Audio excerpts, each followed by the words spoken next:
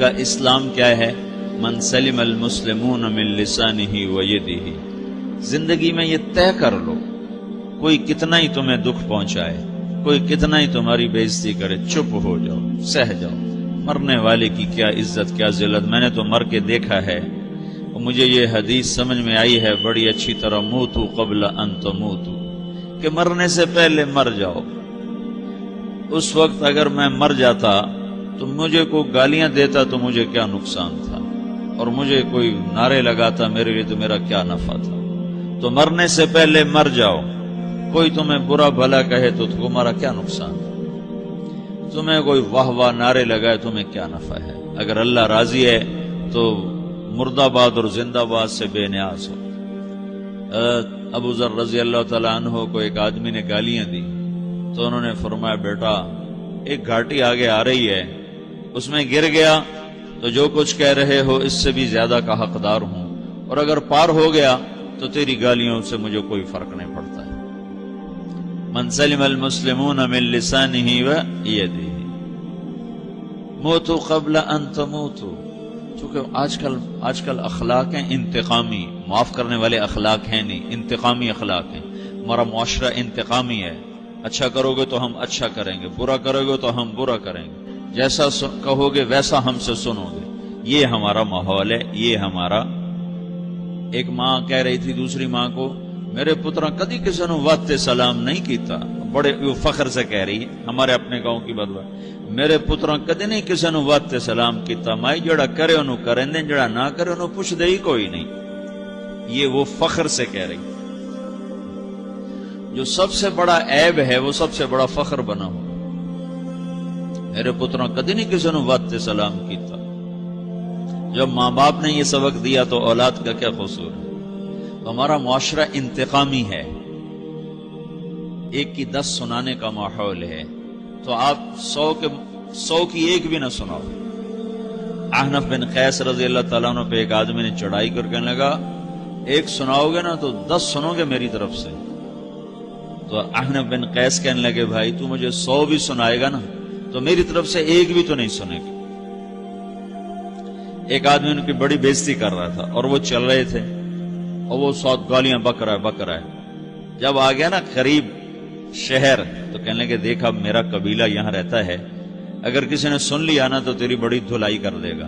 تو نے جو مجھے گالیاں دینی میں کھڑا ہوں یہیں تو دے لے، تو اپنا سارا زور پورا کر لے تاکہ آگے تجھے کوئی تکلیف نہ پہنچا دے میری وجہ سے.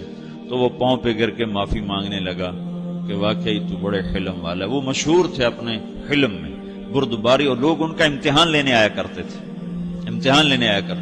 کہ بھئی کوئی ہے جو احنف کو غصہ دلا دے.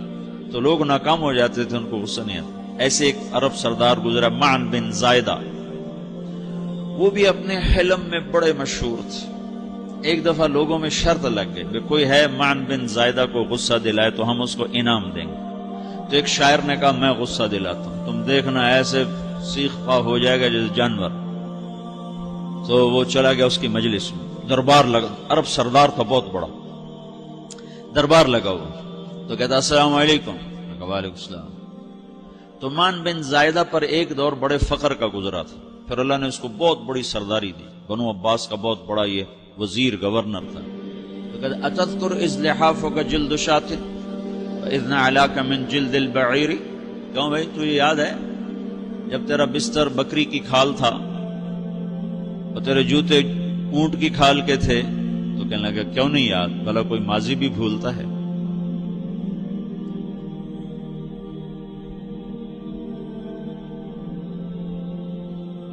تو وہ کہنے لگا، پہلا وار تو خطا گا، کہ سبحان الذی اعطاک ملکا وعلمک الجلوس علی السریر. تو پھر ساری تعریفیں تو اللہ کی ہیں جس نے تیرے جیسے کو تخت پہ بٹھا دیا. کہاں بھئی ساری تعریفیں اللہ کی ہیں، میری تو کوئی اوقات نہیں. تو کہنے لگا، سأرحل عن دیار انت فیہا وان جار الزمان علی الفقیر. جہاں تیرے جیسا حکمران ہو وہاں مجھے رہنا گوارا ہی نہیں ہے، میں یہاں سے چھوڑ کے نکل جاؤں گا چاہے کتنی تکلیف اٹھاؤں. بڑے دربار میں یہ ایک گورنر اور وزیر سے بات ہو رہی ہے. تو وہ کہتا ہے، اچھا بھائی اگر تو ہمارے پاس رہے گا تو ہم تیرا اکرام کریں گے، اور اگر تو جانا چاہتا ہے تو پھر رافقت کا سلام، تو وہ یہ وار بھی خالی گیا تو کہنے لگا فجد لی ابن ناقصۃ بمال.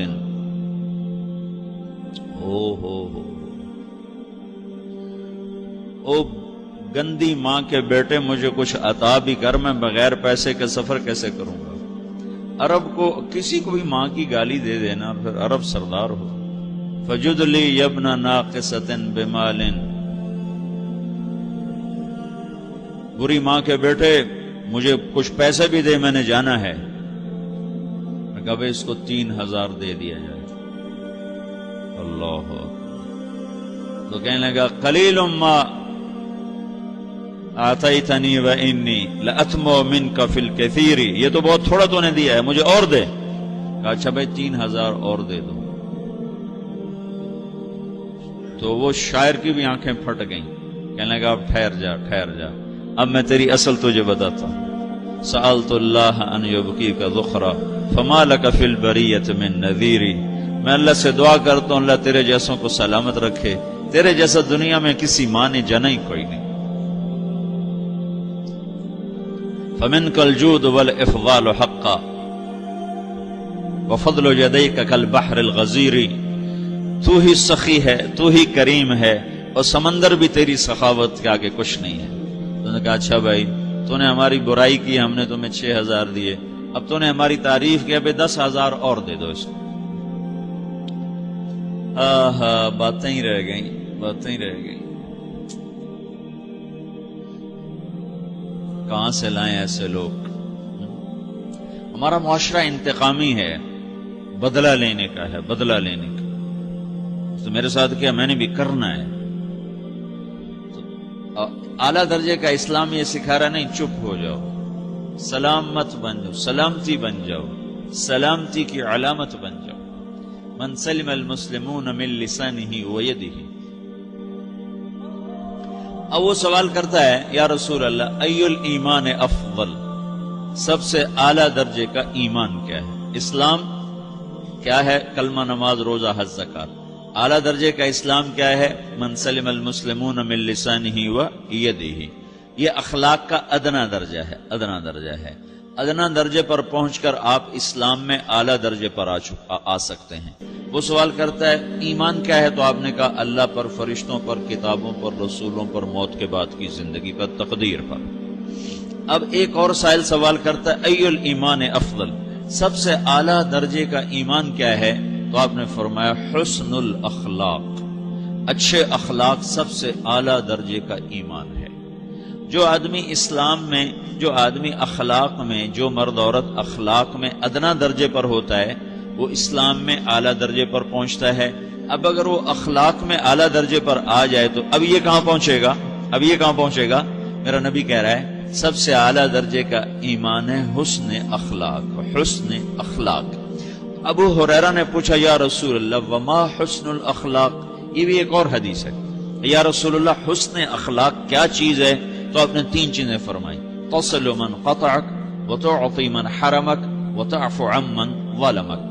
جو تم سے توڑے نہ تم اس سے جوڑو. نہیں کرتا سلام نہ کریں. کوئی ہم چھوٹے باپ کے ہیں؟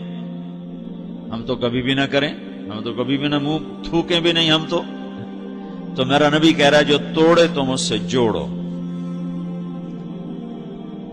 جو محروم کرے اس سے عطا کرو، جو زیادتی کرے اس سے درگزر کرو.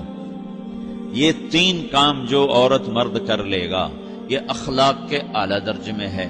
جب یہ اخلاق کے اعلیٰ درجے پر پہنچتا ہے تو پھر میرا نبی کیا بشارت دیتا ہے؟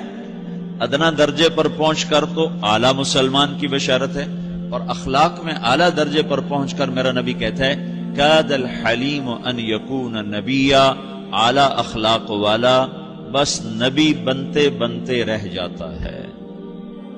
اعلیٰ اخلاق والا ایسے ہے جیسے کہ نبی، قریب ہے کہ وہ نبی بن جائے. یہ تو ہے نا ترجمہ، لیکن ہم ہمارے اردو میں کہتے ہیں وہ نبی بنتے بنتے بنتے رہ گیا. کیا مطلب؟ کہ اس میں اور نبی میں صرف نبوت کا فرق رہ جاتا، باقی وہ سب کچھ حاصل کر لیتا ہے. تو یہ سارے دین کا میں نے آپ کو خلاصہ بتایا ہے کہ میری آپ کی ضرورت ہے کہ میرا اسلام اعلیٰ درجے کا ہو. من سلم المسلمون من لسانہ